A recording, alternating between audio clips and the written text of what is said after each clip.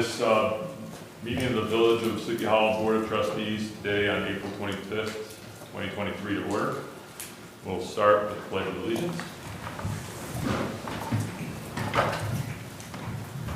I pledge allegiance to the flag of the United States of America and to the republic for which it stands, one nation, under God, indivisible, with liberty and justice for all. Please remain standing for a quick moment of silence. We'll honor those in our community that we have lost over since our last meeting. We have one individual, Mario Scapatici, 87 years old, lifetime resident of Dell Street. You may be seated.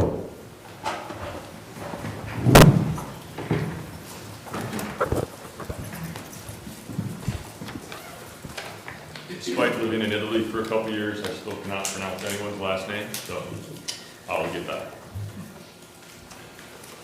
Okay, first we're going to open up today with our public hearing on stop signs on Lower Beekman Avenue.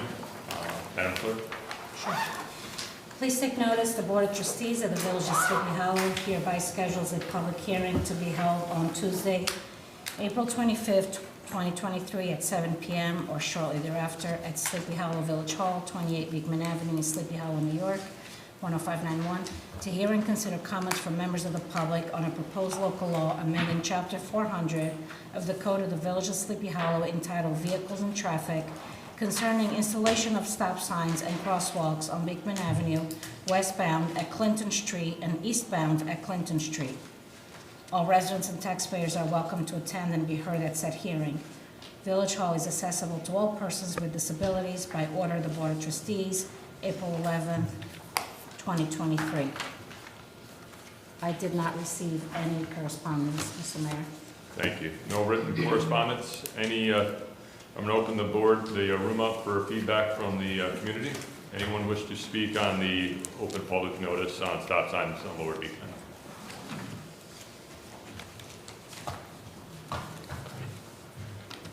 Ann White, Timber Way. I would speak in favor of putting in the stop signs. It's a very straightforward slowing down of traffic.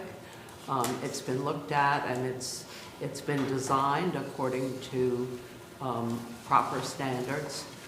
And so I would be in favor of going ahead and putting in the stop signs. Thank you, Ms. White. Any other feedback from the community? Yeah. Yes, sir. Charles Zekas, Pfizer Street. Yeah, the stop signs are all fine and good. That is kind of a heavily traveled area. My understanding is eventually a traffic light will go there once they connect Clinton Street to the other side. My other concern is the proximity of parking on the corners. I think if you eliminated some of those spots, you'd have a better view of pedestrians and oncoming traffic. There has been an earnest desire to increase density and then look for parking. So maybe as a new mayor going forward, we could be a government that doesn't create problems and then look for solutions. All right, that's all. It's great feedback. I'm basically looking for basically a setback on parking near the stop signs, if I understand that correctly. Absolutely. You know, they've been scrambling for spaces because of density, and they've really sacrificed safety and emergency vehicles, fire trucks and stuff. I don't know how a lot of them fit. Poor driving by myself at times, I will say. That's great feedback. Thank you, sir. I will say that we'll look into it. I believe we're actually looking at a traffic planner to evaluate some of the additional knockdown portions. Any other feedback from the board? Yeah, I believe that we have looked at eliminating some spaces, so I would have to double check, but I think that's part of the plan in general. I think it would require a separate notice to be able to do that, or a separate update and a resolution with those parking spaces, right? No, it's not in the code. That's not? Just Sean, your team it has to be by code for your code department. Okay. And then I think your dots basically. Is it a good restripes. distance from the stop We have sign? to restripe it to adjust. It's a certain amount. And We'll I, make sure we take a look at it according to the village code and make sure that the parking spaces are appropriately adjusted. So we'll take that, I'll put it on the building inspector's list for following up, and Mr. McCarthy will take a look. and we actually just did that at Beekman and Pecantico. There were several spaces that we removed in order to make it safer for pedestrians and cars to see each other. To follow up on that, that's part of the reason we were looking at the traffic planner, I guess is the right term, to make sure that when we have these and we run into a place where we're not sure of it, we're gonna follow NACDO in general. The proposal, we'll actually get to that later in the meeting. But the idea is that we'll have someone look for if we get to a place where we don't agree or find a complication, it is not straightforward. Any other feedback on the public notice? Yes. I would just like to say that I totally agree with this gentleman's comment, but that should just be common practice, not to have parking next to crosswalks so that pedestrians can't be seen. And I don't believe it requires a transportation planner to review it. I think that this and the other intersections that have been already planned should go forward, and we should always be looking at this issue of having cars parked too close to a crosswalk and simply addressing it automatically. Thank you. Any other feedback on the public notice? If not, I'll adjourn the public notice and close it. We have to keep it open for a period of time, or we good? It's up to you on the board. I think at this point, I think we're gonna make a motion to close the public notice for the stop signs in Lower Beekman. So moved. Closing the hearing or the? Oh, sorry. It's the hearing. Well, maybe address that. May I have a notice, a motion to close the public hearing for the stop signs on Lower Beekman? Yeah. Motion to close the public hearing on stop signs along Lower Beekman. Second. Moved and seconded. Any discussion by the board? No? All those in favor? Aye. Any opposed? Abstentions? Carries unanimously. So moved.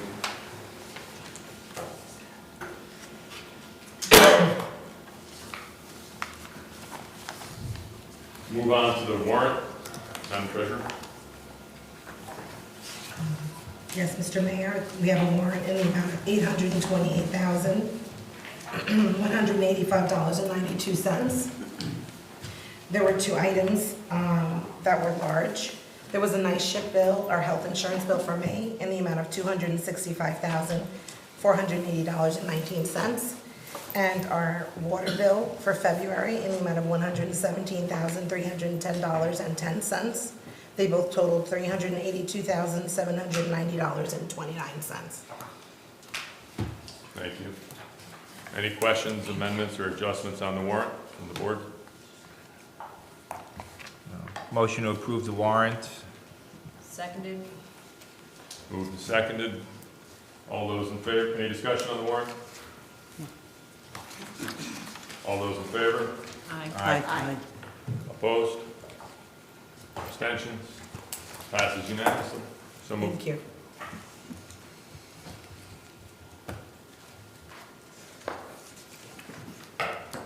Our next point of business will be approval of minutes. We have 3 minutes to catch up on, so we'll do them one at a time. We'll start with the minutes from 3/28. Any questions or feedback on the minutes from the meeting on March 28th? Amendments, alterations? If not, I have a motion to approve the minutes for 3/28/2023 as proposed. So moved. Seconded. Moved and seconded. All those in favor? Sorry. Aye. Opposed? So moved. Abstentions? Sorry. All right, passes unanimously, so moved. Second one, we have a proposal for minutes for April 11th. As provided, any feedback or amendments or changes to the minutes? If not, may I have a motion to approve the minutes for 4/11/2023 as proposed? So moved. Second. Moved and seconded, any discussion? All those in favor? Aye. Aye. Opposed? Abstentions? So moved, passes unanimously. Final one. Minutes for April 18th meeting as proposed. Any questions or concerns or addendums or changes? Can I have a motion to move the minutes, to approve the minutes as proposed for April 18th, 2023? So moved. Second. Any discussion on the minutes? All those in favor? Aye. Aye. Aye. Any opposed? Abstentions? So moved, carries unanimously. Move on to announcements. I have one announcement this evening, actually two. The more important one for me is the Horseman football boosters will have a car wash this Saturday, 10 to 2, in the parking lot across from Village Hall. Everyone's encouraged to come and support a local football team and get your car cleaned. What? I need one. Yeah, me too. I'll be there if I can get it done. I'm gonna wait now. They do a very good They job. do a great job. They really, better job than I do, honestly. So. Also, just for an announcement, we will be having a special session. It's been noticed for the board. We will be having a session on Friday to cover and approve the final the final budget, so everyone knows and is aware. If you wish to attend, it'll be at 5 o'clock as proposed currently. I think the notice went out today. And then finally, Trustee Leon, you had an announcement? Ya, para todos los compatriotas ecuatorianos que están sufriendo por la inundación de la lluvia, especialmente en la ciudad de Guayaquil, nuestro corazón está con ustedes. Así solamente quería reconocerlos. Gracias. I believe in English. That was everyone's condolences and to the people in Ecuador who were affected by recent flooding. Our hearts and thoughts are with them, and we're to support them as whoever possible. I know many of the people in our community are impacted by that, with friends and family, and we just wanted to recognize, the tragic conditions there. With that, we will move on to the first public comment. We don't have a huge number of people, so I'm not going to drive a strict limit on it, but if anyone has any public comment, please stand up. There's a piece of tape on the floor. And address the board. As always, please keep it civil and businesslike and proper. Patrick Sheeran, located at 92 Beekman. Me and my brother own the Beekman Ale House. Just as a little preventative comment, I guess you could say, I've had a lot of customers having a lot of trouble finding parking. It did come from the school lot being closed for those 3 weeks, which I understand, but also just on the weekends. Those 3 weeks, it was considerably slower. So I just wanted to make that known as a business owner in town, that parking has like a pretty direct effect on us. So that'd be all from us. Thank you. I know as a board, we all commiserate with the parking. We know Morris had a big impact. We're also going to be spending a lot of time as we move out of budget season into looking at how to ways to adjust parking. A couple of interesting ideas. We will be very much a focus for our future board. Thank you. Any other feedback from the public? Yes, I was looking at the work session last week, and in it, you had brought up an increase of parking fees. And Paula McCarthy had said that the increase would be $25. She suggested that. And that's reasonable. Jared Rodriguez had said $150, and that would be exorbitant. But my question also is now, previously we used to be able to share a parking space if you got a permit for it. So there was a charge of $10. So it was just for one person. It wasn't for everybody for that space.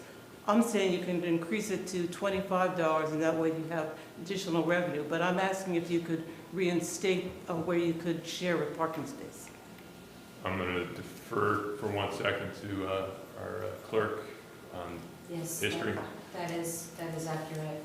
It used to be, so a space can have 2 different cars for an additional $10. But we stopped doing that several years ago. Is there a reason for that?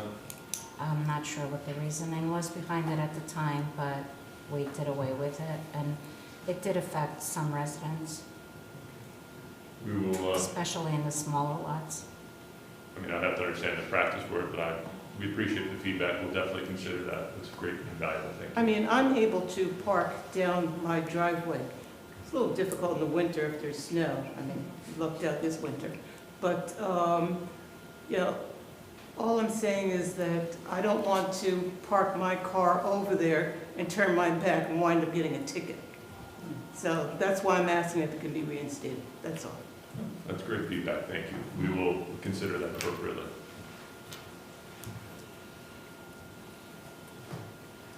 Good evening, Mr. Mayor, Board of Trustees. Gary Serena, property owner, 222 Beekman Avenue, Sleepy Hollow. Also partner in Hudson Anchor Restaurant at same location. I speak for myself and my business partner, Dr. Melinda Kearns, who also sits on the Chamber of Commerce in Sleepy Hollow, Terrytown. I contacted Ms. Paula, Ms. McCarthy, to apply for the sidewalk dining again this year, and she had told me that they didn't think they were going to do it. I hope I'm not putting her on the spot. I just want to inquire if we can continue to have this advantage on Lower Beekman Avenue. Since the board and the village offered it, I was the only person who applied for it. I worked closely with, I can't think of Jared's last name. Rodriguez. Rodriguez. I worked closely with him in decorating it and building it, also with Sandra a little bit. Mr. McCarthy had stopped by while building it, so he knows I built it correctly. There was no trip hazard. It was carpeted. I know I did have a complaint from my residential neighbor next door, which, you know, when you buy a house next to a restaurant, you know, it's kind of like buying a house next to a playground, you know. So I did heed my neighbor's comments to me about the height of some of the plants we put out there, and I moved them down so he can see. So I'd like to throw it back at the board and allow my restaurant to apply for the outside dining. Thank you, Mrs. Serena. I just want to confirm that this is not sidewalk, it's in the parking space, It's in correct? the two parking spaces in front, and since they redid the bridge gave us 8 extra spots on the streets. Parking is no longer an issue down there, so. To me, I think it'd be reasonable for us to take that up as a resolution discussion or a Board of Trustees work session, which will be next week. And if so, I'm not sure if we need an ordinance or if we just need an approval. We'd have to inspect and talk to our, process people. I have to know more about it before I do that. We'll look into it, but it's great feedback. In general, I think it's a wonderful feature, but I want to make sure the board is understanding, so we'll consider it appropriately. Thank you, sir. You did it by resolution last time. Okay. Thank you, Mr. Jackson. Any other feedback from the public in the first public comment session? Ms. White? He recognized you, Ms. White. He recognized you. Oh, we did. Sorry, I didn't hear. Ann White, again, from Kendall Way. I want to talk with you, use my time to talk with you about the resolution that is being put forward to hire a transportation planner, but with no definition that they should be familiar with the NACDO street design guidelines. And I just want to give a little history of this, because the standard guidelines that have been in place with very little change since 1971 are called the Manual on Uniform Traffic Control Devices. And they are specifically, they govern, for many years, they were the required manual to go by. They were designed specifically for cars to help them move as quickly as possible. And in recent years, specifically beginning about 2010, cities and municipalities found that they were not being, that these guidelines were not allowing them to plan their village or city streets to accommodate all forms of transportation and also socialization. You see the use of the Cortlandt Plaza, which is so successful, very popular, and that streets are meant for more than just cars driving down them. That doesn't mean that we should not be trying to make it easy for people to come in their cars and find parking. It means that we need to find the right balance.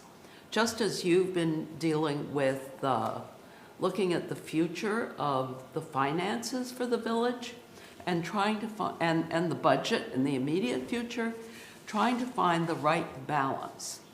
So what the NACTO Street Design Guide does is to give much more flexibility. And with each issue to be addressed, they give different options, and they have a discussion question. You know, if you do this, in the Manors a few years ago, people were asking for stop signs. And so the village said, okay, we'll put stop signs here. They were requested. And then guess what happened?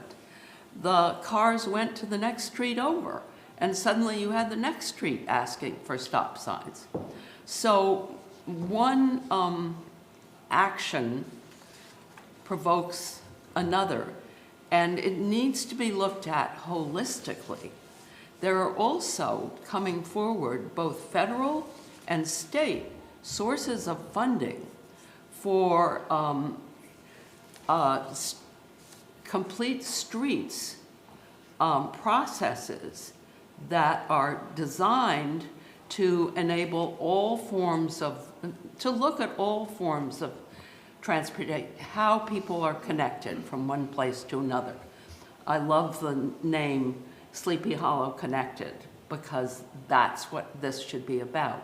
How do we connect everybody and make our real estate between, from one building face to the next building face on the other side, useful for everybody in all the activities that people want to participate in.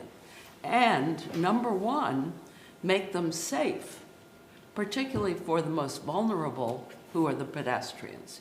So I brought this last week, hoping that somebody would look at it and you know, see. It's also really beautifully illustrated so that any ordinary person can look at it and understand what it's about. So I strongly recommend that, first of all, for most of the intersections that are already planned, I don't think a transportation planner is needed. For the question of making Clinton Street one way, that's an issue that requires looking at what the effects would be on all the other circulation within the village. Walking over to Barnhart Park on Andrews Lane, why is that one way, that way? You know, that gets into a much bigger picture. I believe that we need a transportation planner to look at the whole picture, not right now, But I would urge you to make sure that the transportation planner that you hire at this point is one who is conversant with the Urban Street Design Guide. This was okayed by the federal government in 2014, and just recently, Governor Hochul reiterated that. What's it called? The new infrastructure bill grants give cities more control over street design. And so I really encourage you, please, to just shift that language. And I didn't draft a specific shift to it, but to include that whoever is hired must be conversant with the modern way and flexible way of designing streets. Thank you. Thank And you, I know Ms. I White. went over time. I try not to be dogmatic on time. I just ask that we try to be succinct in our process, in our communication. Any other comments from the public? Yes, ma'am. I have a question. She had mentioned that Clinton Street is going to be one way, is that correct? I don't have any plans for that are in front of the board at this time. Okay, all right. I think it was just used as an example. As an example, I believe. Oh, okay, all right. For the reason of looking at a traffic consultant. In general, we want a traffic consultant that considers NACTO guidelines and does those things. I believe we're going to have a discussion on that later, but thank you. Any other feedback from the public or public comment? Okay, we'll move on from this section. We'll move on to the resolutions. First resolution, Trustee Leon. Resolution of Board of Trustees of the Village of Sleepy Hollow adopting local law number 1 of 2023 entitled a local law of the Board of Trustees of the Village of Sleepy Hollow authorize a property tax levy in excess of limit established in General Municipalities Law S3C.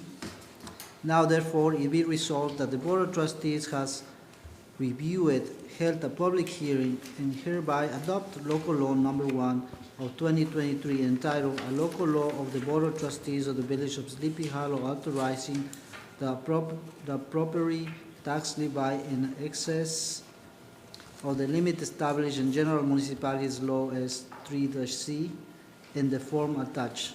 So moved. Seconded. Moved and seconded. Discussion on the alteration to the tax cap to be able to exceed the limit.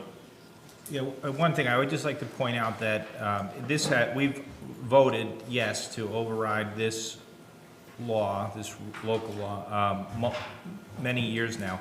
And just because we do that does not mean that we are intent on increasing taxes. It just gives us an option. I've heard comments that, this was coming and why are we doing it? But the record shows we've actually limited taxes below the cap as it stands. So, and we're hoping to do again, the same thing again this year. Thank you, Trustee. I believe a good point to call out here, this is actually about the levy, not actually the tax increase percentage. So it's a kind of a bit of minutia, but be aware that because of some of the payments we have to make, we're going to most likely need this law in place. But we will do our best to keep taxes as low as we possibly can while looking out into the future. I think everyone on the board is very wholeheartedly behind it. I think the question we have is exactly how much and where, and you'll hear that discussion later. Any other comments from the board? No. All those in favor of the resolution? Aye. Any opposed? Abstentions? So moved unanimously. Resolution of the Board of Trustees of the Village of Sleepy Hollow hiring seasonal worker for the Department of Public Works. Whereas the Department of Public Works has remaining funds in this current budget year for an approved seasonal worker for the summer months. And whereas Mr. Kevin Smith has conducted several interviews and has made a recommendation. Now therefore be it resolved that the Mayor and Board of Trustees of the Village of Sleepy Hollow hereby approve Mr. Smith's recommendation of Christopher Johnson of Mount Kisco, New York, to be hired effective Monday, May 1st, 2023, not to exceed 4 months, at an hourly rate of $18, and be under the supervision of the Public Works foreman and superintendent. And be it further resolved, a background check for this applicant has been completed and is satisfactory. So moved. Seconded. Moved and seconded. I'm going to start the comment on this one as one that's, near and dear to me. As we move forward into posting more of these and having positions, for whatever reason, we're going to move to make sure they're very, very, very well communicated. I do know, having talked to everyone, that this was one that was out there for a while. They had a hard time finding applicants in the community. So we just want to encourage everyone, if they're looking for a job, one, check our website. We'll be expanding that as wherever possible at low cost to make sure it gets out to everyone in their community and surrounding communities. Any other comments? Appreciate that, Mayor. Okay. Moved and seconded. All those in favor? Aye. Opposed? Abstentions? So moved unanimously. Thank you. Resolution of the Board of Trustees of the Village of Sleepy Hollow approving the annual Memorial Day Parade. Be it resolved that the mayor and the Board of Trustees of the Village of Sleepy Hollow hereby approves the request of the Central Veterans Committee of the Tarrytowns to hold its annual Memorial Day Parade on Monday, May 29th, 2023, beginning promptly at 9 a.m. on Main Street in Tarrytown. The route will head north on Broadway to Beekman Avenue, west to South Washington Street, then south on South Washington Street to Patriots Park, where services will be conducted at the World War II monuments. Be it further resolved, the Board of Trustees directs the Chief of Police to coordinate the public safety issues with the applicants if necessary. So moved. Seconded. Moved and seconded. Comments from the board? I'm hoping that people will show up and, be on the sidelines for the parade. It'd be nice to see a big crowd. Oh, I agree. I think it's great to do it. I think it's great to, have a memory of all those who served, and for the Memorial Day Parade, it's supposed to be wonderful. So, hope everyone can make it. Okay. Any other discussion? All those in favor? Aye. Any opposed? Abstentions? So moved unanimously. Thank you. Before you read this, I wanted to ask questions before we read this, in case we wanted to add anything to it. There was a few things that I had on my notes from the work session that are not on this list, such as the $25 increase for permit parking, the police department per hour increase to $175 from $150, the landscaping permit proposed increase of $25. Should those be included? I'm sorry, Oh, landscaper is here. I see that. okay, what were the first one you mentioned? The parking, So is the that on there? parking is part of the budget, so that's going to be included in your budget Okay. resolution. And then the police department per hour, would that go on this? For the filming, Yeah. For any individual. yes, it should be on here. Okay. Yes. So then that would be adding I think we decided on 165. I think you proposed 165, we were gonna go to 175. Oh, that's And then there's an administration fee, too. And then the admin fee of the anything, admin fee is something if we have not done, so it's up to you. So with this, maybe we get a motion to table it, and we address it on Friday before we pass our budget. that's fine, unless, do we have a quick answer on the admin fee? Chief? I'll speak to you later about it, there's Okay. another way. I think it might be better just to table Yeah, it. It's okay. a small resolution, I think we can handle it. I get a motion to table this resolution until Friday. We I do don't that, or think we just withdraw it? Yeah, I don't think we have to do anything because we didn't read it. Yeah, we didn't read it, so we didn't. We'll address this one in our next Board of Trustees meeting on Friday. Just say why not. Sorry. All right, resolution of the Board of Trustees of the Village of Sleepy Hollow authorizing the administrator to solicit proposals for transportation planner. I don't like that. Well, actually, before we read it off, I think this is another one we want to discuss quickly. I think there was a discussion to maybe pull this one and go back to work session. If you so choose, I the also- only reason why is just I haven't, since the meeting, there seemed to be some resident participation and discussion that I'd just like to understand If we can take a pause, if there's no timing around it. Otherwise, I wouldn't, at this point, feel comfortable. My brain has been on the budget, quite honestly. So I'd like to learn a little bit more, and if I can get support on that, I would appreciate it. Otherwise, if there's a... That's fine with me. I know with Mr. Rodriguez not being here to And that was debate the the other point in part, I would like him to be present. I think if we're okay with this, I'd move this back to We can even a do work it. session, so we can have one more round on it, and go forward. Does- Okay, so we'll move it back there. One question is though, this will not hold up the proceeding with the restrike, the bump out for Beekman and Clinton, where we're looking at, we have it painted and we want to put the stop signs there. And I think that can all proceed without this. I just want to make sure we're all on the same page. I'm not aware of any contingency inside of this, as we have to, as long as we've made that resolution, that can proceed. Okay. All right, we're gonna draw that one for now, and move forward. This is the easy one, right? And R6, which is moving for the budget, which I left on here as a placeholder, knowing that we are not going to get the budget. So we can make an adjustment to the resolutions. We're not gonna read the operational budget, we're gonna have a special meeting, but I'm gonna reserve time, probably after an old business, once we cover some other items. Actually, right before we adjourn, I'll give public comment, while people that have comments, make sure we don't hold them for that, and then we'll move it in for 9 to 10, 10 to 11. If we have a discussion about it, we can. Or maybe we'll just do a ad hoc work session if we need to, but I would rather just have the discussion later. So from there, I think we're on to old business or new business. Excuse me, Mr. Mayor, Yes. we need a motion for the car wash. Oh, we do. Oh, we did, No, we passed the resolution. we did it already. When? In In January. January, or February, we did it already. This is just an announcement. Wow, so Okay. efficient. So efficient. My apologies. So Okay. efficient. Previous us were great.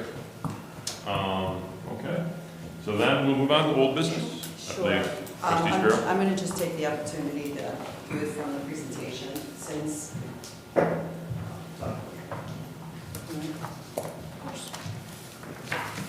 Probably need my other glasses, so... Okay. Now, I'd like to see if I can put this in presentation mode. Just click on Click there, the, no, this on the. on the what? The slide? Yeah, click that on the photo. I don't think so. Upper right hand corner. Right there? Yep. There? There? Play? Should be good. Aha! Woo-hoo! Thank you.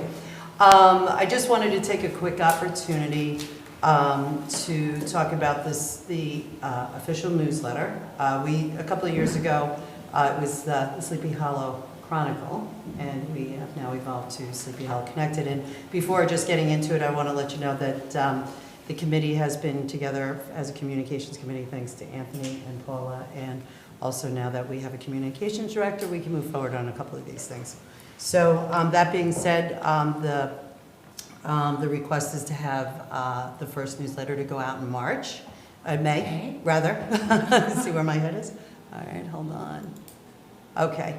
And what I wanted to just put in front of the board, and you can just see it, and we can send it out and have some discussion here or very soon thereafter. But the thought is this, is to use a service, which is probably really on the second slide, so maybe if you don't mind, I'll just go in that order.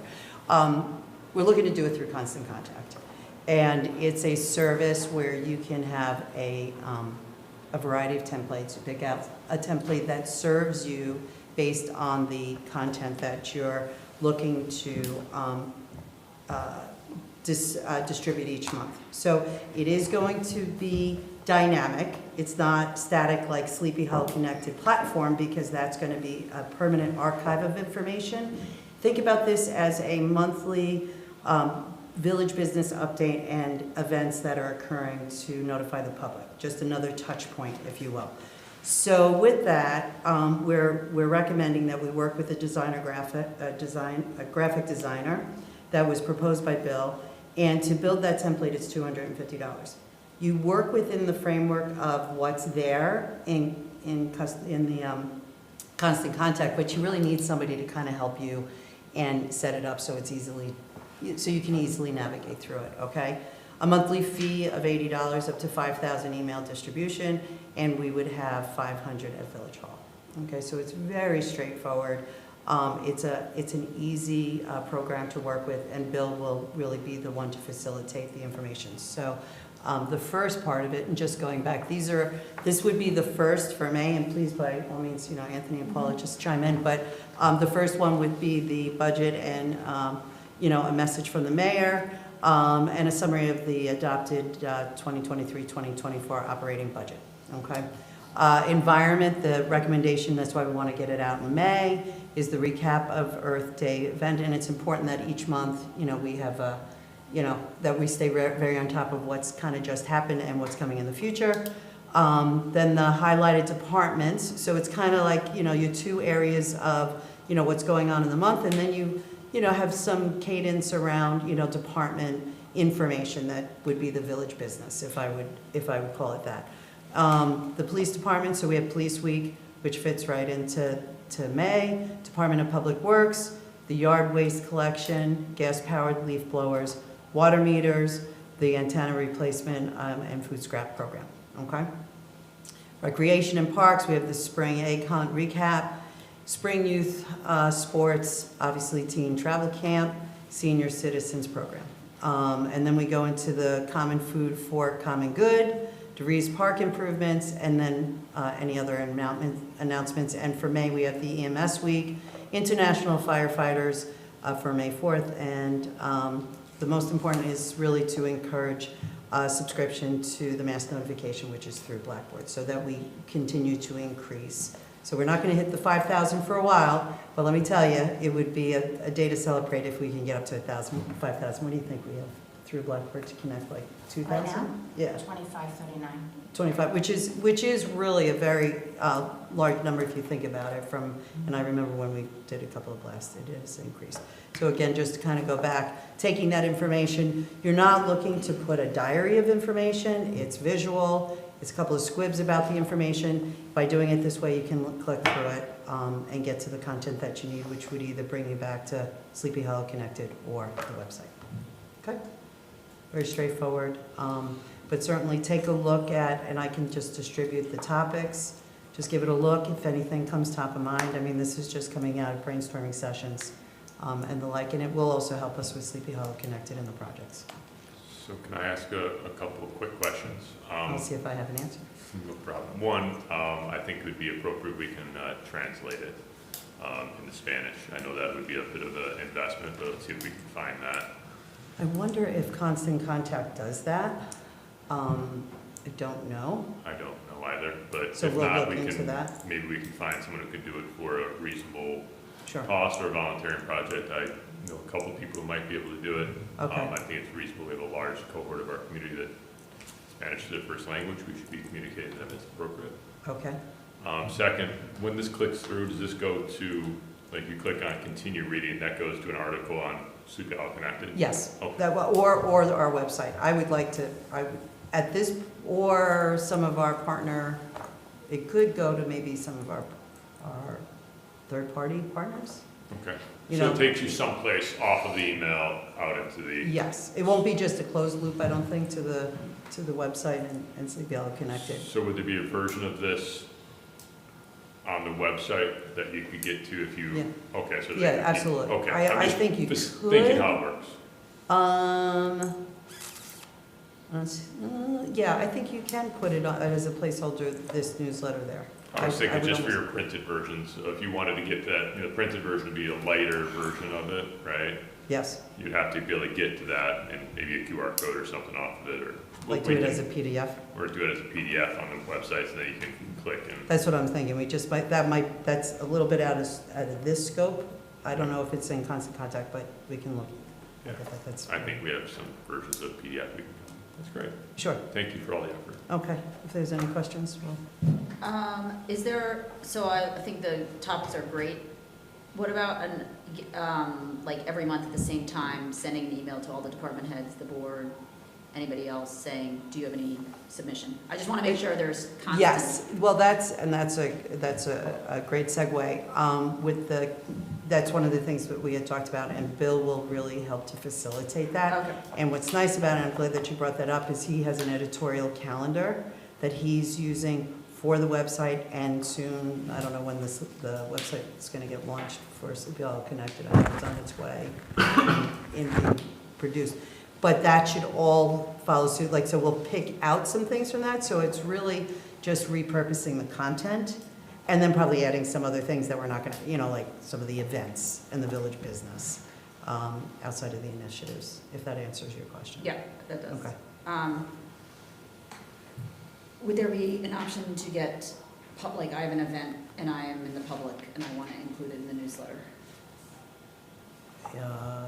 Give me a little bit more information. I'm holding a Car wash. car wash. I don't. Gotta be worded So out. what- There's a difference between private advertising Yeah. and public things Yeah. that the village. Like this, wants. like the Yeah, horse.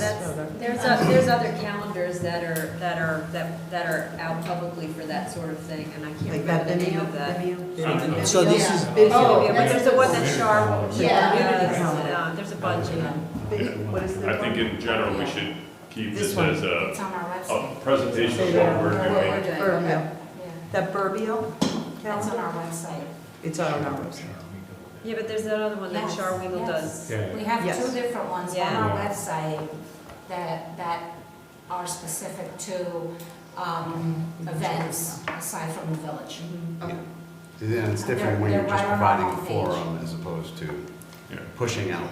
I think that's. If we had those in there, we'd have to review every one of those every month. We'd have to make sure that we're fair and equal and all those. I think it's easier to step away from that. Just represent what we as the village or our community are sponsoring. And then others, we have a method for that. That'd be 10 minutes. great job. Okay, great. Thank you. Also, thank you for the effort. I know you spent a lot of time working on that. I really appreciate it. Looking forward to seeing it. So we're gonna need to sit down and then approve some of that cost, Yes. on the next, board meeting, so if we can get that on the work session to get a resolution put together.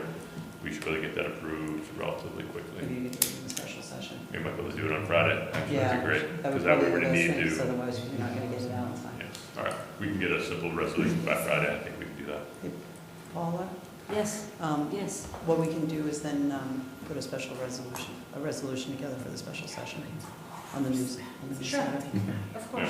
for the Because then constant otherwise we contacts. might not Okay. need the, Special Constant resolution contact for the and special session. the, design fee, if I remember correctly, right? yes, and then in that time, then I'll find out about the translation and the PDF on the website. Yes. Yeah. Okay. I'll talk to Bill about that. If we have to do something separate on the next one and approve, we will do so. Yeah. I'd rather Get it done. get it going and make sure we have For something. March, right, for March? For March. If we can get to February, it'd be great. Absolutely. Just never pick a year. Moving forward, any other old business or new business on the board? I have one question. There's the filming in the east parcel where there's. Yes. Yeah, do we know what time they're gonna be leaving? Yes. So, it's the FBI series, season 5, and they are filming at the cemetery. And they're going to be filming from 1 p.m. till about 2 a.m. On what day? this Friday. They needed a base camp for their trailers and their crew cars. We normally would offer them Kingsland Point Park because it's not that busy this time of the year. However, their trailers cannot make the left-hand turn into Kingsland Point Park. So someone had suggested the 60 Continental. They came out, they looked at it, they asked if they can use it, and they're paying for it. And they're going to be there from approximately 12 noon till about 3 a.m. They can go in and out of DeVries Park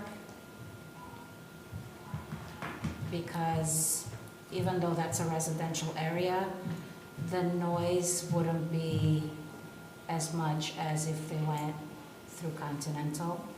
There's more houses on that street.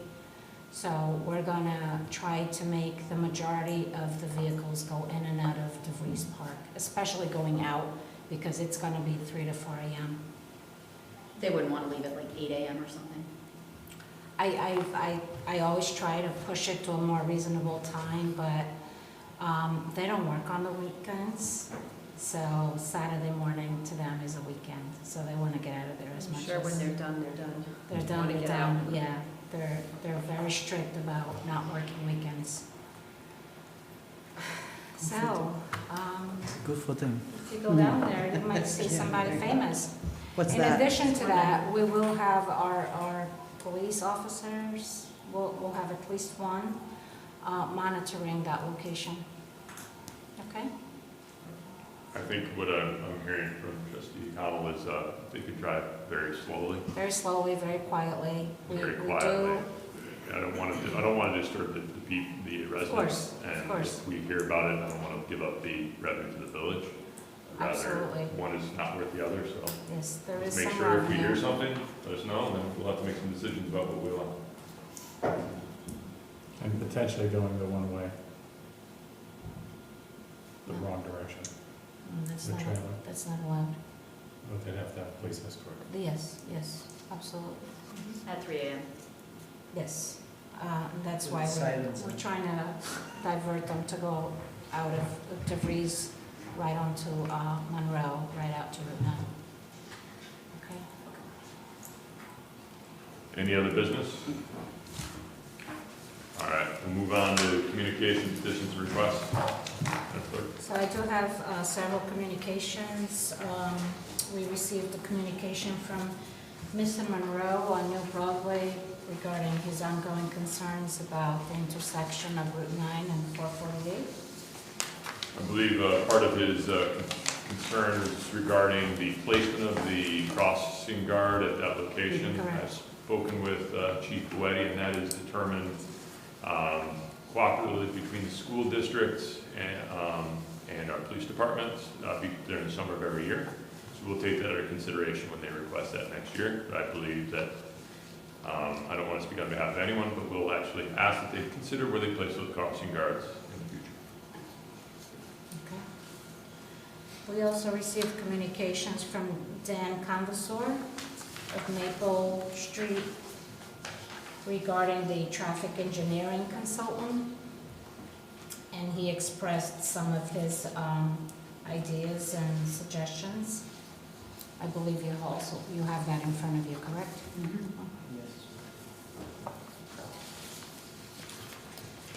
Also received the communications from Mr. Simcoe on Tapan Avenue regarding a tree at Douglas Park that abuts his property. We're going to refer this to the Department of Public Works and then the tree committee to look at it. Yeah, we do employ an arborist An arborist, review yes. trees. I think it's reasonable to have that reviewed. I don't believe it has. If it has, we'll give it a test. If not, we'll put it up for a review. I think his concern is that the tree is close to his home and may serve as a danger. One previously blew over. It's a reasonable request. We'll make sure that the DPW addresses it. Any other questions from the board? The other one is from a resident on Francis Street. Her name is Joan Bucci. I think you all know her. For all clarity, she is also an employee of the village. Employee of the village. She lives on a one-way street, and she's concerned about an intersection where, at Barnhart and Beekman, where it could possibly be a safety issue with the ongoing traffic on Beekman, making a left-hand turn out of Barnhart Avenue is sometimes difficult, and it could be a safety issue, so she has asked that the board consider installing a stop sign or possibly a hump or a bump at that location. It's a very reasonable request. We can place it on our work calendar for our work session. Any other concerns about that? Okay, the other one is from communication I received from Lynn Moffett. I believe you also have that in front of you. It's regarding comments regarding the tentative village budget. Mr. Mayor, would you like to comment on that? I believe the second point is regarding the mayor's budget. point of order that Ms. Moffett wishes addressed is that it is not Ken's budget or Ken's recommendation. I think the best way of describing it is previous administration, happened to be Ken Ray, placed a budget as per state process on March 20th. In the previous meetings, it's easier sometimes to colloquially speak of that as Ken's budget because it distinguishes the mayor previous, the mayor current, and a change in administration.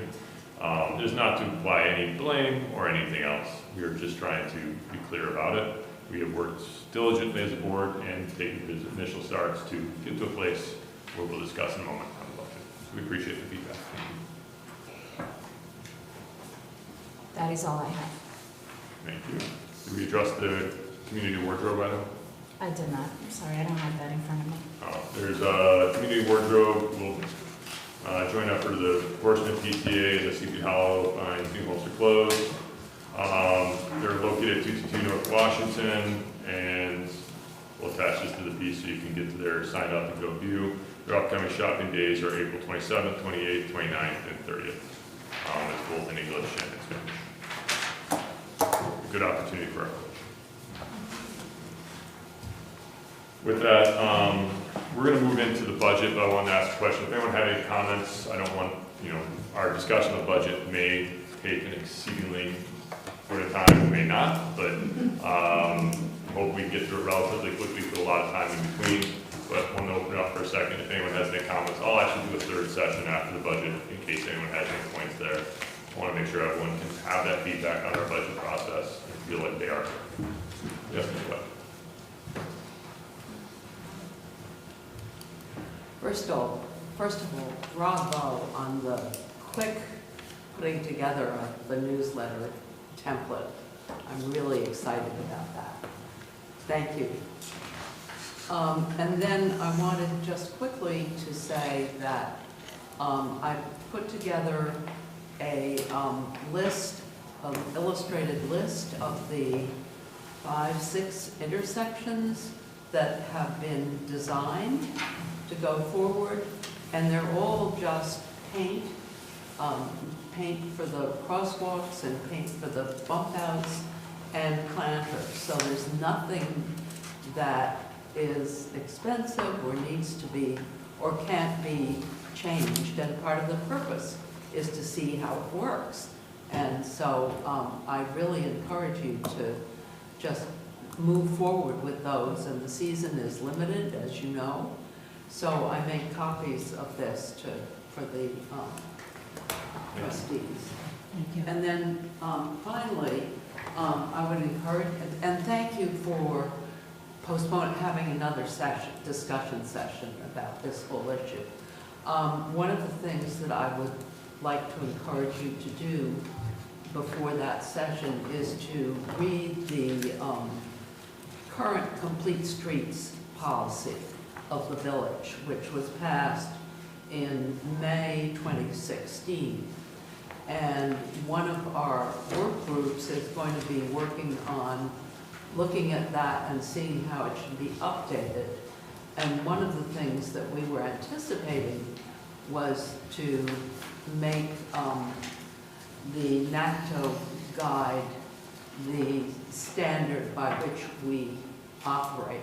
So it's really important that we be in communication and in sync on that, because it doesn't make any sense for us to go forward, SHIAC, to go forward with that in mind if the board isn't, isn't moving in that direction as well.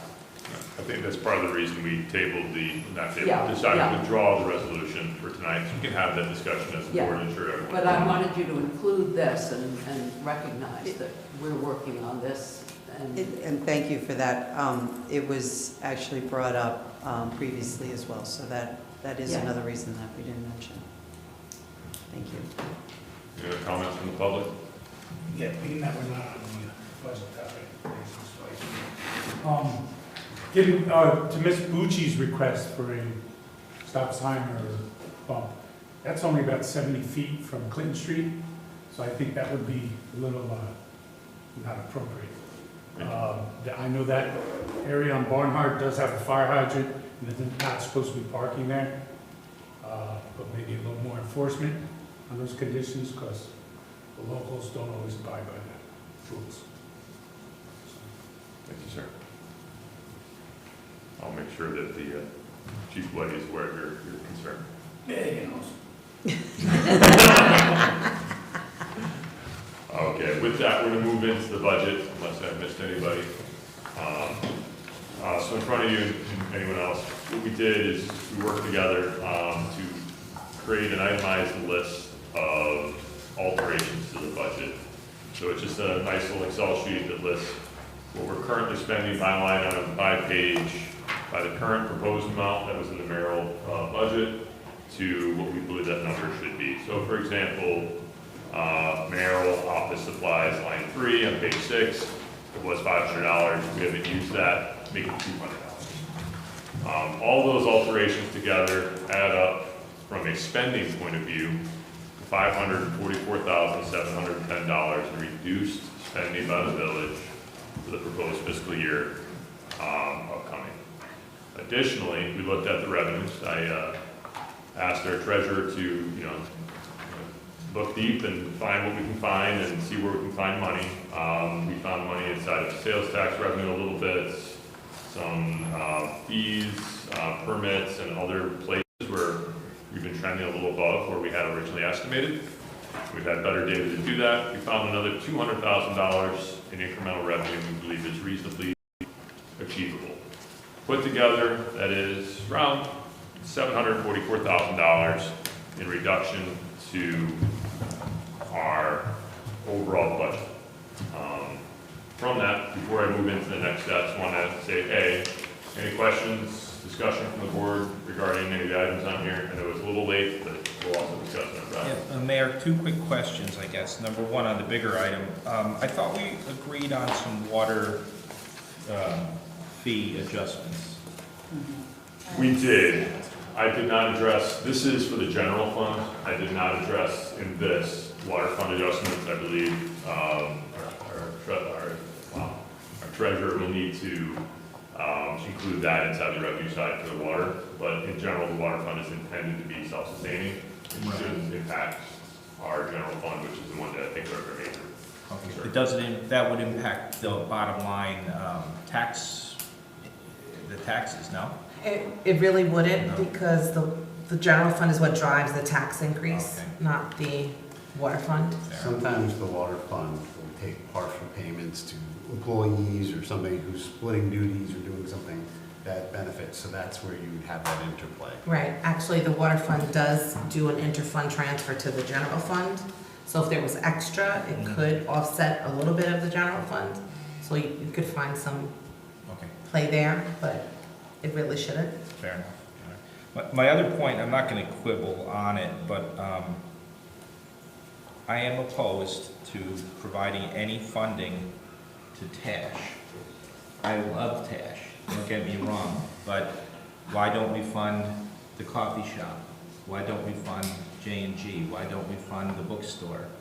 I mean, it's a private enterprise. It needs to be self-sustaining. They did not give a reason why they needed money. And we asked them to, and they didn't come back with anything. So I'm not going to quibble it, but for next year, I will quibble it hard. Well, I will agree with Tom on it as well. I feel the same way, and I think that they could increase their vendor fees. I mean, a $5, increase for vendor fees. I think they could increase it $100, and they have a wait list. They'll get people. That would make a significant dent in the money they need. So I agree with you. I will move the money that we trying to offer to TASH to community withdrawal. That benefits more the community itself than other communities. And I would say that I think TASH is very different from a private enterprise because it is intended as a community event. They offer a number of platforms for various community groups. There's often events there. They offer free music. They will give platforms if somebody wants to have a gathering. I know that our environmental group does regular events there where they have booths from around the community. So I actually think they play an important service to bring the community together very frequently. And considering the number of weekends that they hold that event, I actually think that for the contribution they're requesting, it's quite reasonable. It's also fairly standard for communities to help fund their farmers market. And I know that they have an extremely generous food stamp, or what is it, WIC? For people who need additional support to provide food, and the food there is very healthy, obviously. So I think it's very different from a private enterprise, and it has a significant community benefit. I also think Community Wardrobe provides a significant community benefit, and I think both of them are worthy of our support. Just for a point of clarification, I'll let Trustee Spiro speak. We're talking about a $5,000 contribution to cash. That just wasn't mentioned. We're reading from that. So. Well, that's kind of where I was coming at it too, because it's saying they proposed 25,000? The line item, to clarify, the line item here is 25,000. It's a line that contains multiple items. But that's what I wanted to Originally in the proposed budget, the cash portion of that $25,000 was 10. When I was revising this, I proposed moving it to 5, which is consistent with what we contribute to many other places. But, as everything, we have to vote on this. This will be a resolution. It has to be majority. So, at this point, my numbers say it is 3, 1, and I don't know what you said.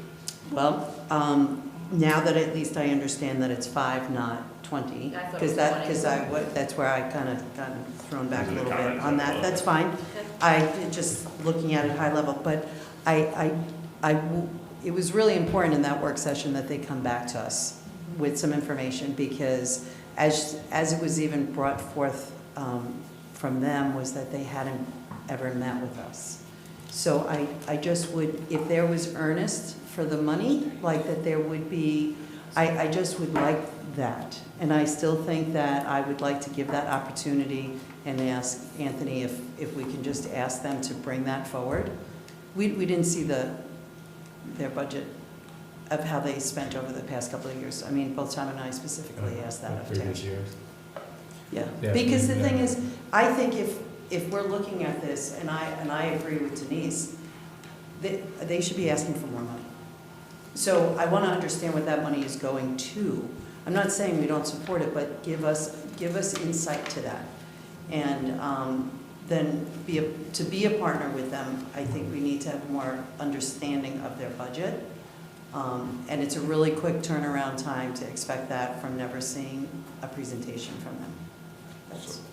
Good point. As a matter of order, where this list of items goes is our treasurer needs to take this, turn it into a set of updates to our budget. That's going to take a couple days. That's why we're doing the point. So, in my opinion, we need to make a decision here. I know we're missing Trustee Rodriguez. I think my point on this is relatively clear. I did constructive adjustments. So, but to me, I think it's up to us as a community to support what we care about. I think $5,000 kills that, but if we want, we could remove that. We could move it into our contingency line if that's where we want to do it, and then decide if we want to allocate that money back to them once they come with that budget and understanding. And maybe that's a middle ground. Can I also ask where the community wardrobe donation is? Because I think we had proposed, would that be in this same line? I'm not aware of that. I believe that's part of the community liaison line. I'm not exactly sure. Because was that request made after this initial budget was created? So I don't know if it's in there. That request came a while ago. A while ago? Yeah, that was. It should be here. I didn't see any I spent a lot of time the last couple of days looking at this. There is no reference to community wardrobe. If it's in a contractual line item, it's buried in there. I'm not aware of it. I don't know if it was put in, they came and 64. presented to us a while ago. Number 64, I'm sorry. Yeah, on this here, it's number 64, this list. Okay. Community liaison? Community outreach liaison. No, that's a 100 line. That's a It salary. would be right under that, would be Yeah, page 25. Contractual? If Deanna asked for it in her normal lines, then it would be in that. If it's additional to what she normally asks then it would not be there, so. Angela, Yeah, I don't think it was I don't asked know if for. she asked for it or not. So, She has a pretty large, not large, a non-allocated fund balance inside of the contractual expenses. It's about, I'm looking for the numbers, but It's maybe $25,000, but Thank you. all the $24,000 was explained on how we spend it. She doesn't have even enough to spend all of that money. And also, so therefore, some people are donating money in order to be able to subsidize some of the events that she's having. You're saying that money's allocated for other things and not the community Yeah. board? yeah, I So think it's that's not right. in her presentation. I would rather the money go to community board. So in that case, then, if this line item, 7550-489, I believe it is community donation, or could that be, let's see what it's called? It's Special events. special events, Farmers. right. So I'm assuming this did not say farmer's market last year because we didn't donate it. It's special events / farmer's market, So so does- part of it was, So did we donate to the farmer's market last year? we did not, but it was like It was named allocated. that? Right. Okay. Do we want to then make it special events, community organizations or something, and include both community wardrobe and Tash there? I also, Well, in this case, we'd have a resolution how we want to allocate the money. We're just storing a budget line at this point. There's no Right. allocation for it. so in that case, can we keep it at 25 proposed so that we also fit community wardrobe in there? I will caution one point of, we're gonna need every nickel we have, but I don't have a problem spending things that are community beneficial to the community. So I'm okay with that. Do it the board. We just remove 5,000 from it, we'll adjust it, move on. We can determine how we Really, want to then, invest once it we later. see the roll-up, then we go back one more time if we're not comfortable with the roll-up. The adjustment is to So at a say, certain point, you have to. remove the line item to make sure the 449 to remove the reference to the cash. We'll make that determination at a future point, and we'll leave and remove. We can that other line. remove Tash from the line, from that description, and then we can go from there. Yep, okay. Just want to circle back to the beginning there. I did say 5,000, and I think I misread it, because I think it is, I think it's meant to be 20,000. Right, it's your middle column, it's the middle column revised. Yes. So I misspoke when I said I think it's 5,000. I think, I just want to point that out, so. Oh, yeah. Yeah, no, I saw I it spent in a lot the of time writing, staring at right. this, so any mistake is understandable. I've stared at this for a few hours. Yes, the idea is that, and it's a weird line that you picked out, because it contains 25,000 of multiple different spending areas. It's very easy. So right now, at this point, we're gonna leave it at 25. That means our savings will go down to 539, 710. I think it's a good place where we can use that money to improve our community, and go forward. I have a question. Yes. And I know that you addressed it once, but I just want to make sure I'm clear on it. Does this include all of personnel changes in here as well, or no? There are some personnel There's changes some. in here. There is a couple in here. I think I would like to reserve that for discussion of personnel performance during an executive session to follow this meeting. Okay. Well, at the conclusion of this meeting. But I think there are, all proposed salaries are listed Okay. inside of the budget. We have Yes. not yet addressed them yet. Thank you. And so I see that it's grouped by account number. Yes. Some of Yes. them are, you increased from, we had talked about 5%, but some of them I see are higher than that. That's a great point. You went through and provided some feedback about line items that are grouped together to make 5% as an effort to make this very granular, meaning we have to pass a resolution about specific line items and adjustments. I went through and made it more than that, and as I looked at those, I found savings as I worked with the department heads, there are places we can find money. We removed some unfilled part-time employees, we removed other things that just weren't accounted for. Everything down to cell phone allotments that weren't utilized, we went pretty deep. This is every bit of, I call it my phrasing, fluff I can find in a budget is contained here. It's also to the point where I think I might have cut almost to the point where it's gonna make it hard to balance that, which is why I'm gonna make a recommendation in our next portion to say, we don't take all this money and put it towards taxes, we put some of it towards contingency. We actually, in my opinion, have a low contingency number in our budget. That will allow us, as departments, maybe, I'm gonna use Mr. Harthy because he's here, maybe he needs something that he did not expect, he can come to us, say, I want to move some money from the contingency line to the inspector line to account for that, and we can make either allow our treasurer to do that at our discretion, or we can move it as a quick motion to move that. So did I pull out that you talked about these line items with department heads? Everyone where I found something that was not based on prior spending, or something was not appropriate, I spent a lot of time on the phone today. Okay. A lot of people listen to me during my lunch break. Okay. And because one of my Thanks, questions. by the way, for everyone. Youth programs, I see, the materials and supplies was cut. Youth programs is one, I did not get a chance to talk to Superintendent Roan. He is at a conference, but that was a material items we haven't used over $1,000, I believe, in that line item in the last 5 years. Okay. So I figured take just a little bit off of that, and I always try away from cutting these programs, so I stay away from anything that impacts their fees or supplements we provide to make those not possible. And then. Just asking people to be a little bit more efficient with that spending as we look at this year and next year. 5182410 street lighting. Yes. With that reduction, do we still pursue the LED changeover? I know that was something we. That's a capital project. Capital project, cool, okay. These, I believe, this was an update of different places where we didn't do capital, I believe, and the different parts are needed. We haven't used a lot of it, that's why I cut a small percentage of it. Even if we have to do it, I think it's one of those things that we could do next year if we have to adjust it. But when I asked everyone, there was no specific explanation for that money. Okay. So I was trying to be a little more efficient. Good Okay. question.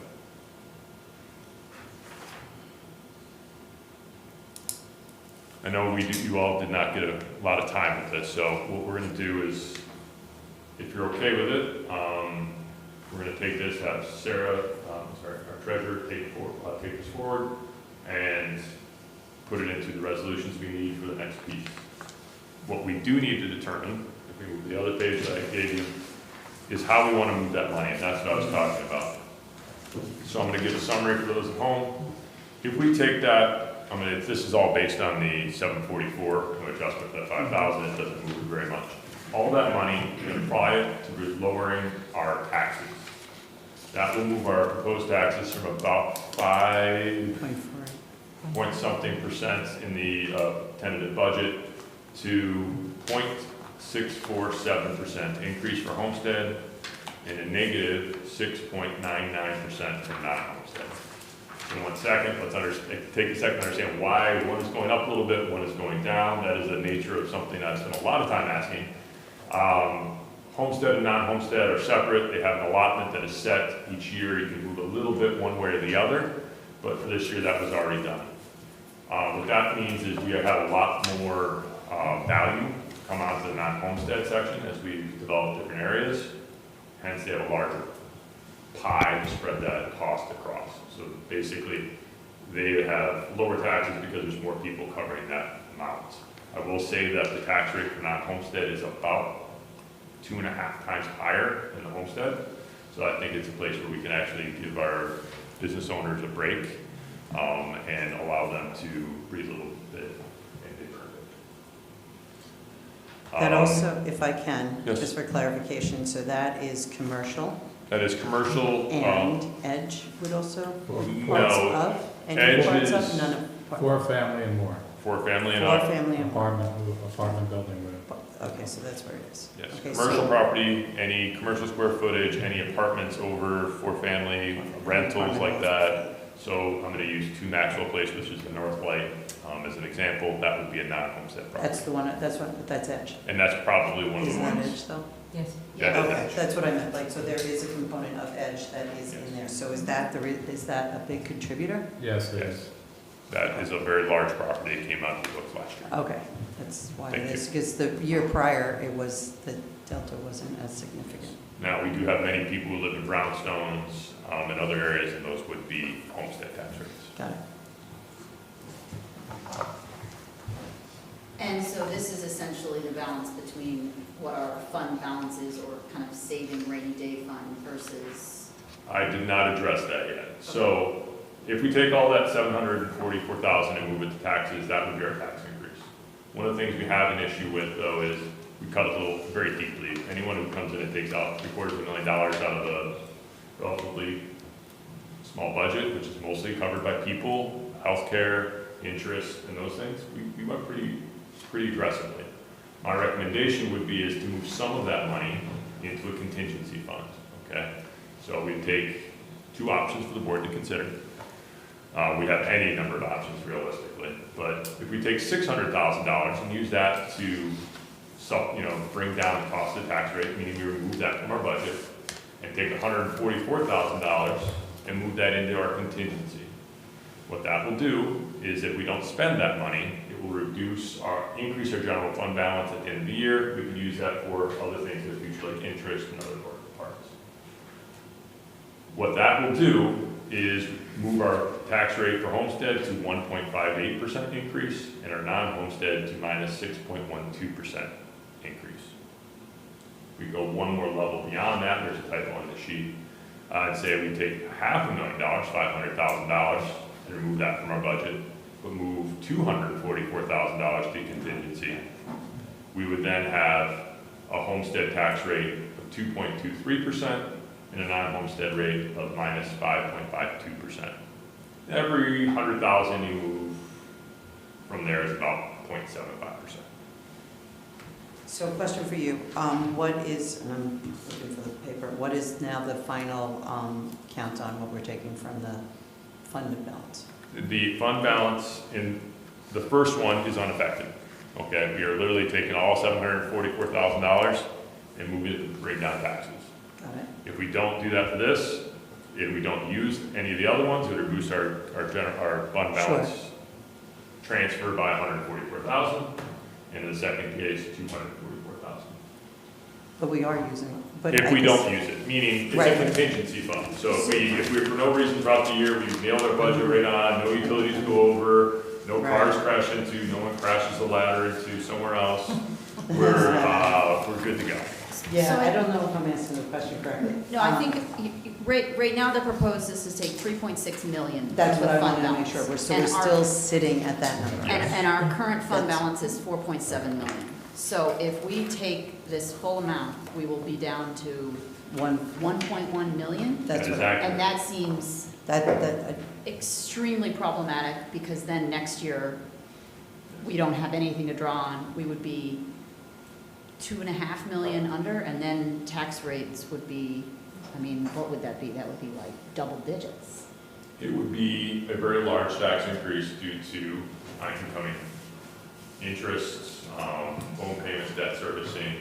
It also does not account for night shift changes, meaning our tax, our healthcare will go up next year. We have normal costs that go up as a village every single year. You are correct. It's part of the reason I do not believe it's the correct approach to move all the money to taxes. I know, Tom, you may have your opinion on what you want. I made it very clear. But I think, to me, somewhere between a 1.58 and a 2.23% increase is appropriate. I think I did it on my tax rate. It's about, if I did my math right, it's about $45 increase. And on the blue block, just to give you an idea, we are not the large percentage of the taxes in the village. The reason we do this, in my opinion, is we're prepping for those future years. The last meeting I walked a lot of people through our 5 and 6 year plan. That 5 and 6 year plan, we have a lot of debt that will be coming. We have to grow about 3% every year. We will have that growth of increased property value coming on next year that'll help. Having a bigger fund balance to account for things will help. We'll also reduce budget to start from. We'll know at the end of this year, part of the reason moving that money to contingency is we'll know where that proverbial fluff is.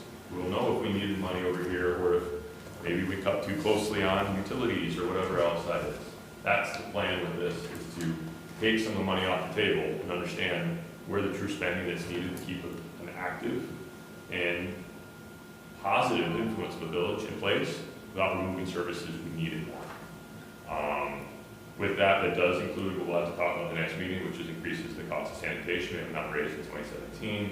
Increases the cost of water. We have not changed in 2017 approximately. And some adjustment to fees, which happened. So I guess I'm just shouldn't that unassigned fund balance allocation be part of this discussion? It is. I don't have any other way. That's why I discussed it in my opinion last meeting. We have no way in my mind to cut any more than what's gonna happen. But- What we would have to do, to me, the way to get to that is we'll have to look at some of our amenity payments from the development, cover the interest rate in the future years. We'll have to make sure we are continuing to be very, very, very pointed on budgets, and using money into the contingency will start to bring down that money that we have to worry about in future years. So next year, it won't be as much, and every year afterwards, we can take the money that we grow in assessed value and not apply it to increases in services, but move that to increases in debt servicing, debt buy downs, and training. So I guess just help me understand, if we're taking 3.6 million out of a $4.7 million balance next year at this time, how are we not stuck with at least $2 million hole that we don't have anymore? We have a estimated amenity payment from Edge and Hudson of $4.5 million. We believe can be coming in next year. That's one option. We also have, we finished phase 1, phase 2. The LDC will be receiving some money from a grant that we can use for debt servicing. We also have a few other movements of money that are coming along that will make that move to the freeze on not staring down there now. That would help bring those down. You're right. We are, like I said last week, got a little ahead of our skis. Things went faster on spending. And our development was a little bit slower. I used Mr. McCarthy's comment of we can't pound the nails for them. When they get those buildings put together, we can tax them, we can house them, but until that happens, we're at the mercy of, when things are built. Year after that, we will start to see larger growth in revenue from larger residential developments. They'll start coming online, and we'll start correcting the portion. It will be tight this year. So in that case, I guess I personally don't think we should go down that far in the tax rate, considering that would potentially leave us so exposed next year. Okay. Do you have a proposal where you'd like to go? I would say if it's 0.65, right now the proposed is 5.48, so 5.5. I would say coming down 1% or more, say 4.18, and then that would allocate 200,000 of the savings to taxes and 544. I mean, I still think that's. So you're basically flipping the Pushing it last up. option. Yes. Opposite, basically stating, if I regurgitate appropriately, take the 500 to tax and say take the 500 to debt and put 244,000 to taxes, basically. Yeah, I just think, otherwise we're setting ourselves up for a much more difficult double-digit increase next year, unless something happens that we can't be sure about payments-wise. Thoughts? So I'm listening to the conversation where we are going to get money, whether it be from Edge, because of some of the obligation there, which was what, 4.5? Yeah, but I don't think we know for sure when that's going to happen. But I think that, to me, I'd like to clarify in a very short order what the estimate is on that. I think that we can understand that. Which estimate? I'm sorry. The 4.5 from Edge. Yes. While we don't know, I would expect at this point, we believe that it could be next year, and I'd like to get some clarification on that, depending on what's going on. I can tell you Okay. very clearly, it will not be next year as per the current estimates. Okay, so let's put that on, so then that goes over into 2024, but if you look at the schedule that Martin put together, then that will then cover those other outlier years. The other two grants that are supposed to be coming in through the LDC, I don't have my LDC folder right with me, but it was 1.5, which we're gonna get once the roads are put in. It is 1.6. 1.6. I thought I had that. Okay, and then there's another one that's also on the brinks that we can get without additional spending, if I understand correctly, right? Is there Yeah, another? but that'll be a while. The 1.6 Is secured. is- And then what's another one? Is there any other? Yeah, there is, but I think it's a couple years out before we can get Before we can get that one. So the thing that I wanted to just kind of round that number, so it's 1.6. Let's say we're gonna get that from the roads. By taking this approach on getting a truer understanding of the spend and the revenues and having the contingencies, and we can keep that flat into next year and grow, then we will put not just the contingency, but we're gonna have the growth dollars in there, and then we will have had to take about $2 million plus to cover the next year's bond, which will be the grant that's coming in. So for that, I feel it's a calculated approach to it, and you have to stay very true to it, and we're gonna have to stay on top of it with it. But I'm not really saying where we sit, but I am swaying a little bit on the lower tax base, because I think what it does is it gets all departments and everybody committed to the operating budget. To say, this is how we're gonna run our business, this is how we're gonna do it within this amount of money, and if you need anything more over and beyond that, then there's a contingency to review. No, I like the contingency. I know, fund but idea. I think then you stay as lean as you can to get everybody's participation. So that's my I will not thoughts. go that low in the homestead percentage, because we're just going like 6.9%. So if we can, as Lauren said, like maybe like do it like 3.5 or 4%, that will increase the revenue. I'm sorry. The homestead, non-homestead. We can't adjust the percentages. Yeah. That's set by, what's the name of the number? It's adjusted base proportion. They're linked. They're linked together, we cannot adjust. When one moves, it's just a number, both are calculated based on that proportion.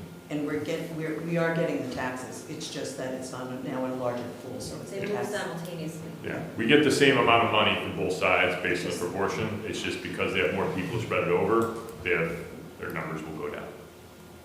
And Right They now, are it's like an spending. 8% difference between the homestead and the non-homestead. And I think I'd almost want to see then what the difference is between the different percentage, the total number that it's coming in, and what would we be doing with that? What are we doing with that money? You know what I'm saying? I know it can go into contingency or spending or not touching the fund, but is it going to do that? You know, it's really, what are we going to be using with that money that we wouldn't be able to recover into the next year with revenue dollars growth? And the other thing is too, I mean, we've got to start looking at this is where, when you talk about economic growth over and beyond 3%, we have to start looking at some of these lots and how we're going to be turning them for we can sell. If we sell one or two of these locations, or we do compliance with some of these vacant lots, we will recover that money. So that's why I'm saying, like, I would rather than put a real interest and a stake in the ground of what are we doing to get that kind of money. Let's go after that. That's the prize of some other things, my opinion. That's another equation that we don't even talk about, but we have to enact that kind of stuff. Because we're going to be sitting in the same year. And then we're going to have to explain a very high increase. Yes. I That's agree what with I'm you. worried about, is next year and the year after. So there are some things I'll bring up in executive session that I cannot discuss here, that will address some of the things we have as part of the negotiation that will be coming up. But what we can do, we are going to be focusing on economic growth. The plan we put out there is we have to grow 3% yearly. What we are at is a bit of a place where previous spending has put that servicing in a place where, along with unexpected growth in healthcare costs, a little bit unexpected growth in our interest rates for what we borrow, plus the edge and other developments being a little bit slower than we expected. It's kind of a three-legged stool, and all three legs kind of fell. Maybe we're pretty good at balancing, we could have balanced on two or maybe one. We just didn't. So we just need to, one, shore up our spending. We've done that. As much as I think everyone here can find, I know we all discussed it and threw out ideas on email, and I appreciate that time.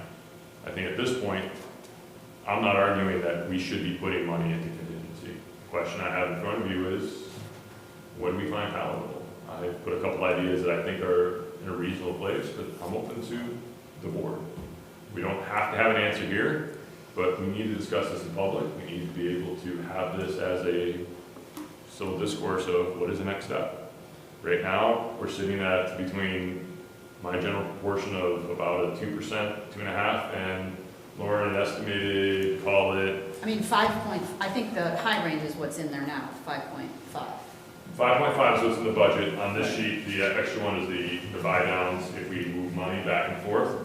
With trying to find a place where we can adjust that spending, to adjust homestead up and non-homestead up, while we increase our savings rate a little bit, our contingency, to bring down our projected, to increase our general fund balance for next year, and then be able to accommodate any. I think I nailed that right, but, okay. How much did we take from the unassigned fund balance last year? Do we know? I believe it was 1.5.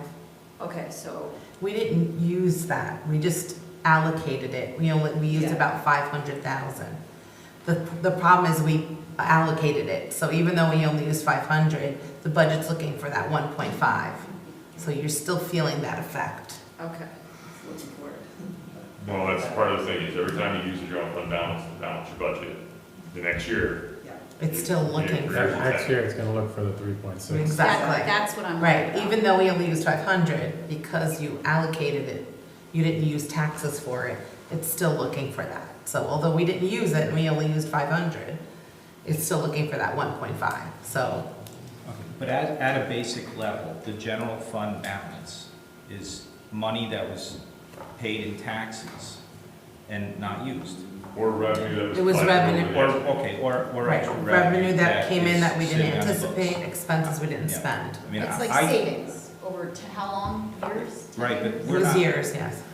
Yeah, but we should have a small but reasonable fund balance, but we had too much in the fund balance. And we actually, I think, actively were looking for reasons to take from it because it was too high.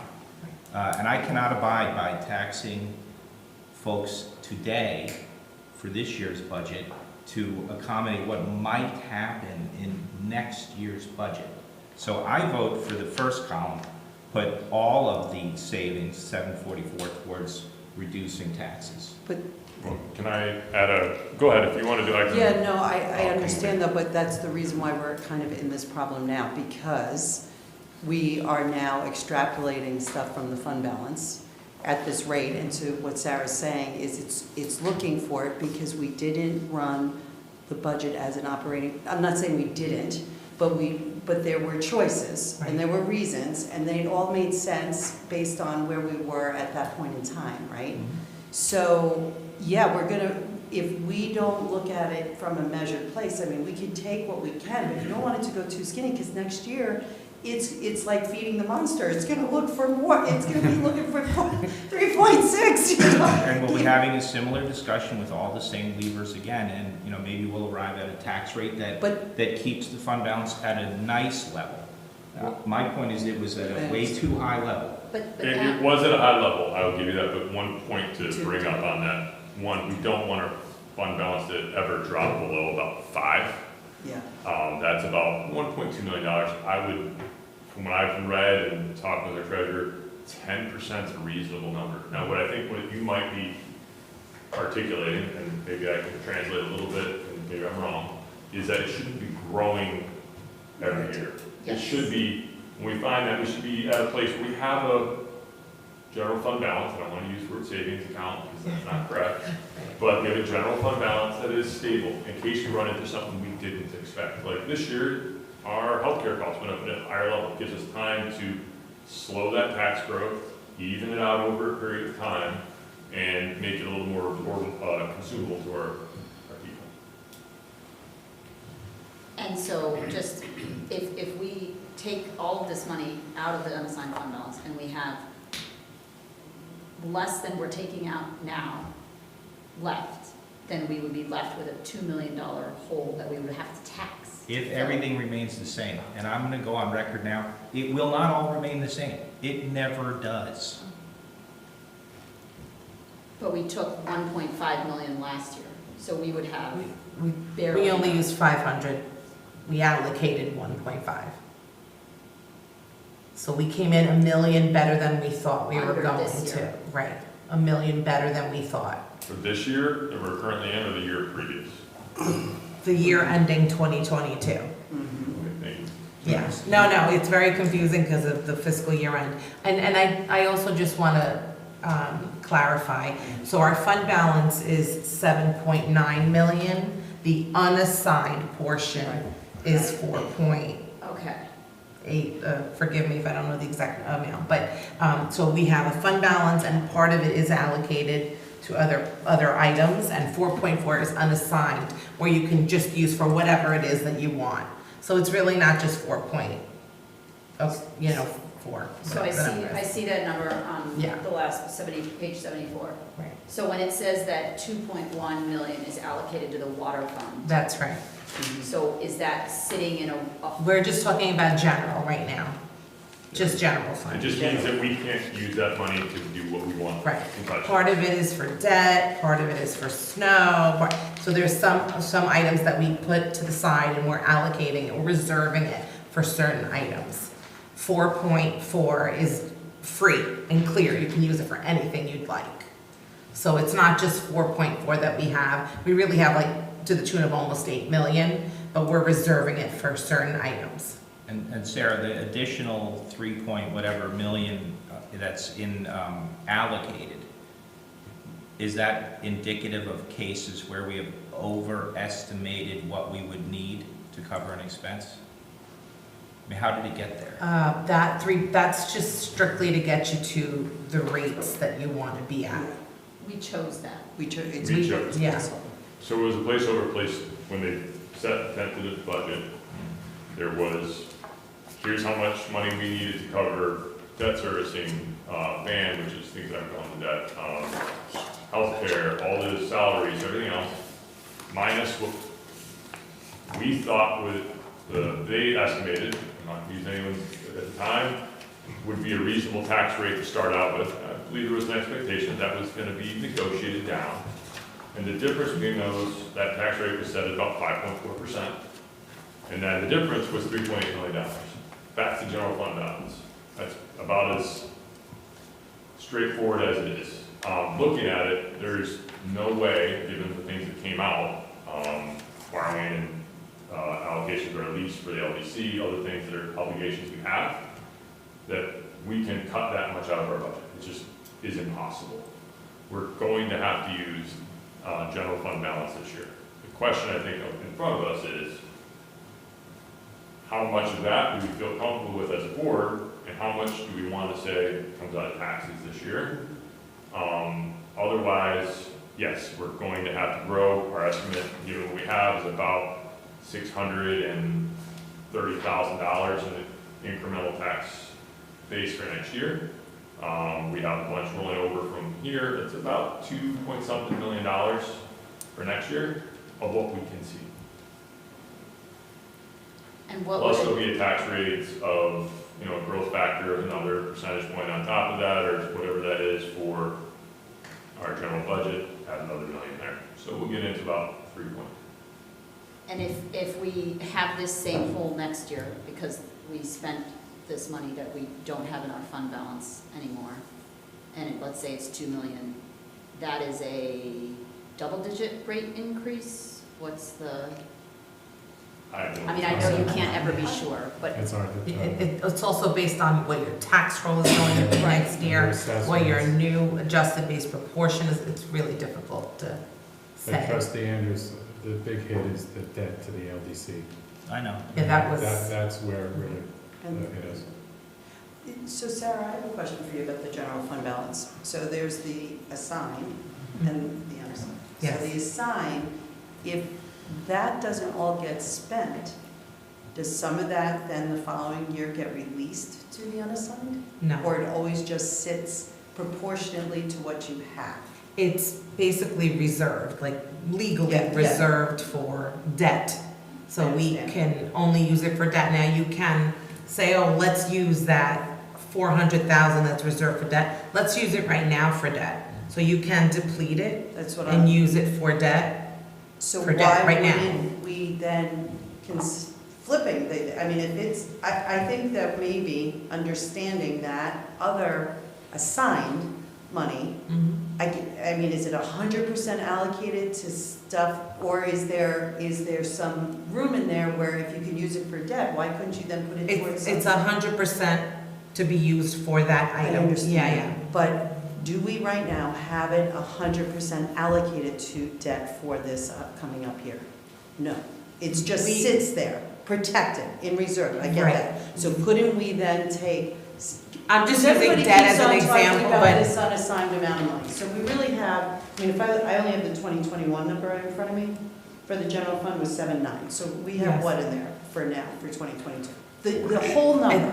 it's, No, no, I think the total is 7, sorry, I keep saying 7.9, I think it's 7.4 right now. 7.4. Right. And of that, the unassigned is the 3.6. No, What it's is that? 4.8. 4.8. We just got the report Got a few weeks ago, I don't remember the exact And of numbers. that unassigned, we're saying 3.6 is what we've earmarked in Yes, the proposed. I get that. yes, This other number is what I'm trying to zero in on right. for opportunity to maybe use against debt that's already in the operating budget.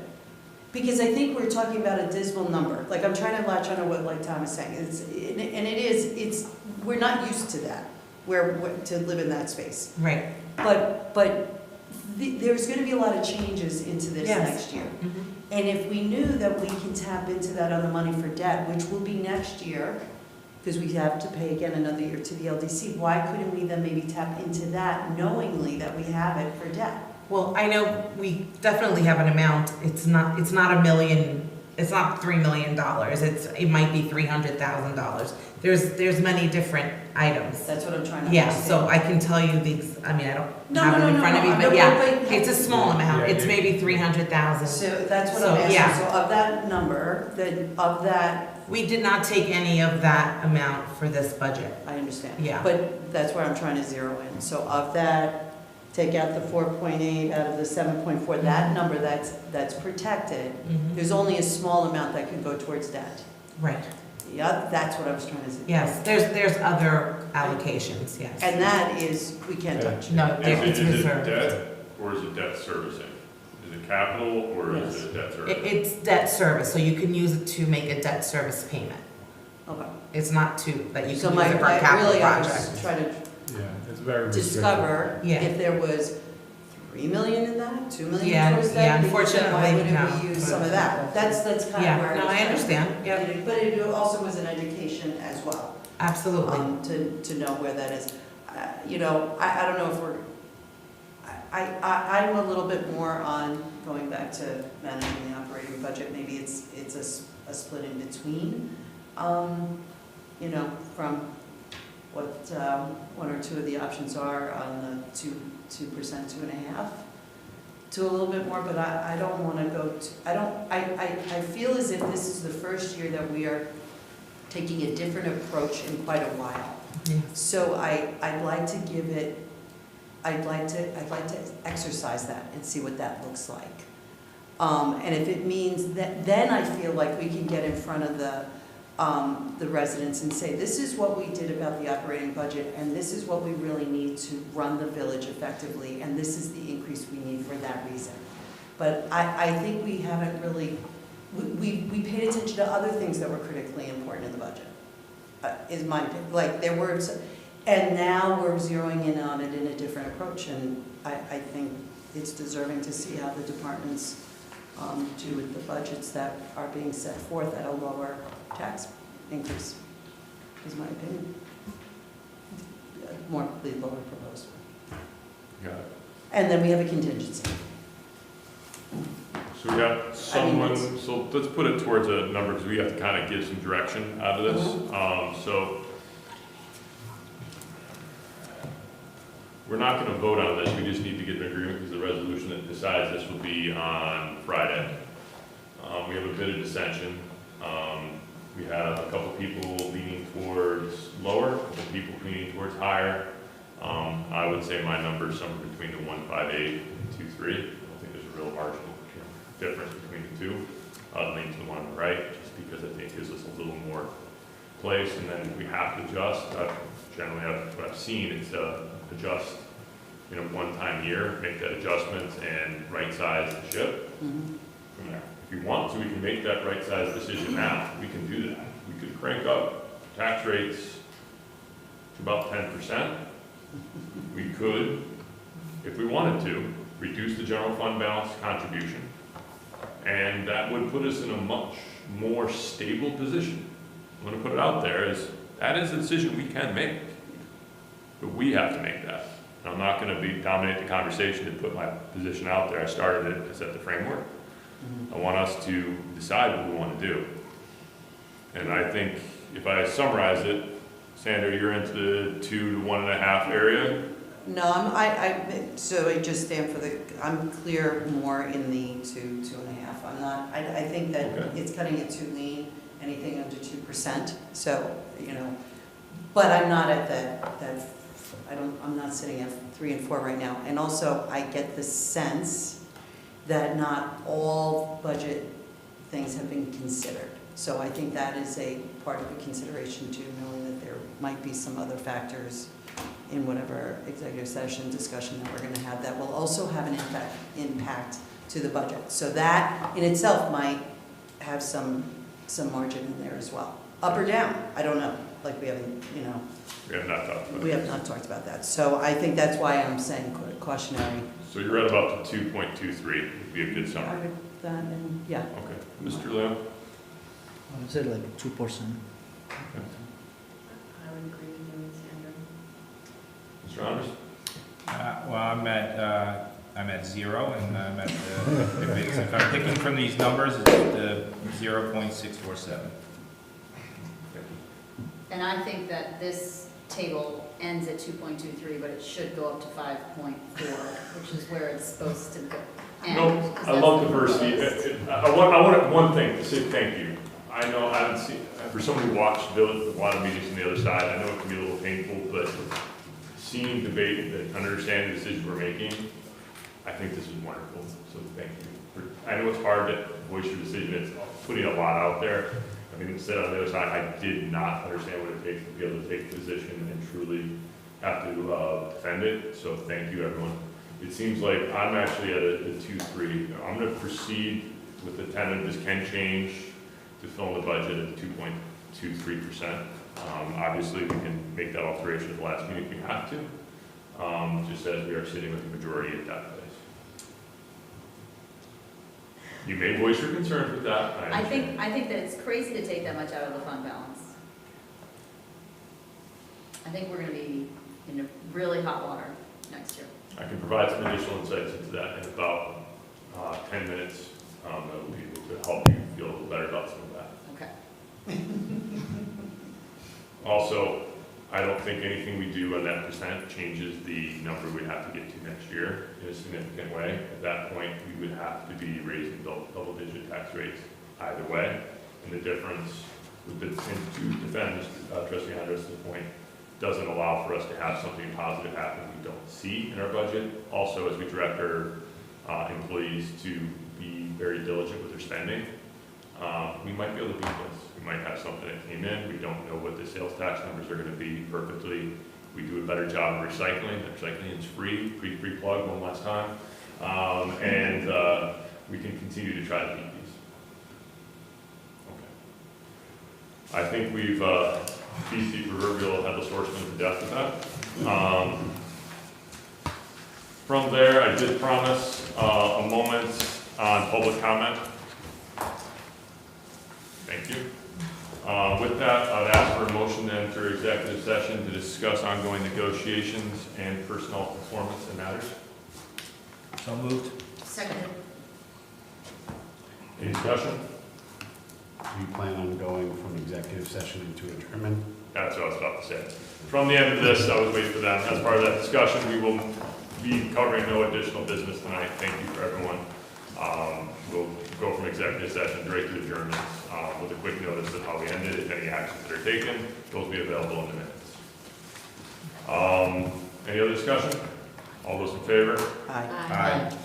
Opposed? Abstentions? So moved. We shall enter executive session. Thank you, everyone. Thank you for your patience.